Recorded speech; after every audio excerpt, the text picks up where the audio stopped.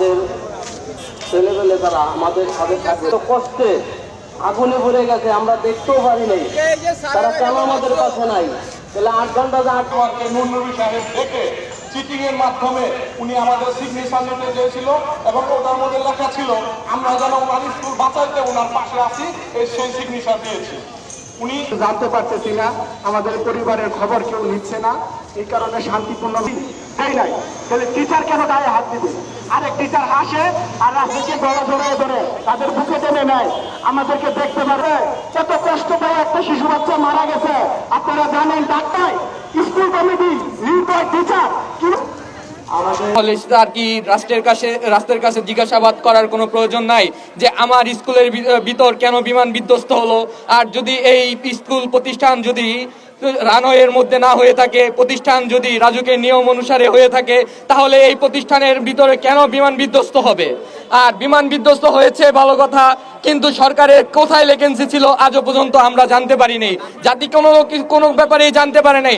আজকে কি এই প্রতিষ্ঠানের উপর থেকে রানওয়ে সরিয়ে নিয়েছে, না রানওয়ের মাঝখান থেকে প্রতিষ্ঠান সরিয়ে নিয়ে আজকে আমার ভাই বোন কবরে জ্বলছে গেছে আগুনে, তাদের রক্তে আমাদের পরিবার শোকাহত এবং বান ইউনিটে এখনো শত শত স্টুডেন্ট কাতরাচ্ছে, আমার ভাই বোন কাতরাচ্ছে।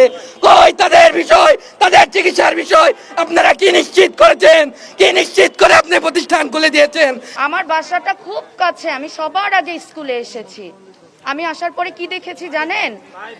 সামনে অনেক মরা লাশ টুকরা টুকরা হয়ে পড়ে আছে।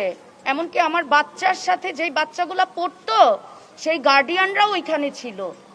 আমি আমার চোখের সামনে দেখছি যে আমার আমার আমার ময়না পাখিটা ওই রুমের মধ্যে পড়তেছে। ভাই, আমার পাখিটারে যখন বের করা হয়েছে আমি বলছি যে আমাকে একটু দেখতে দেন, আমাকে একটু দেখতে দেন আপনারা। যদি প্রথম দিন আমাকে দেখতে দেওয়া হইতো আমি কিন্তু স্কুলের মাঠ থেকেই আমার পাখিটারে বুঝতাম, কারণ আমি জানি ওইখানে কয়টা বাচ্চা কোচিং করে, কয়টা বাচ্চা ছিল। আমি প্রশাসনের ওদেরকে যখন হাত পাও ধরে বলছি যে ভাই আমাকে একটু বলেন যে এইখানে যে বাচ্চাগুলো ছিল ওগুলো আছে না মারা গেছে, তারা কিন্তু আমাকে অনেক সময় পরে বলছে যে আপা কেউ আর বেঁচে নেই। তো তখন ওই মরা বাচ্চাগুলোকে একটু মাঠেই রাখতো। আমাদের মাইলস্টোনের নুরুন নবী স্যারের তো অনেক বড় বড় মাঠ, স্যার একটু মাঠেই